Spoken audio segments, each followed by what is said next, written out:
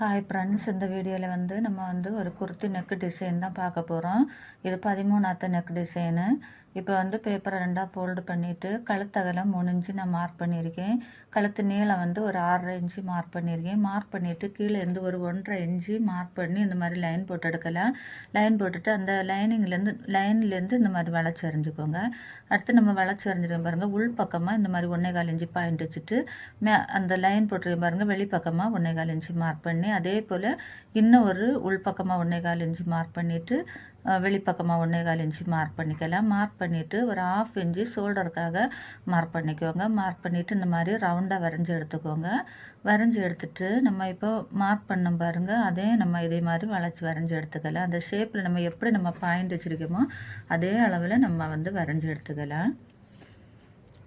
வரைஞ்சி எடுத்ததுக்கப்புறமா இப்போ நம்ம அதை கட் பண்ணி எடுக்கலாம்.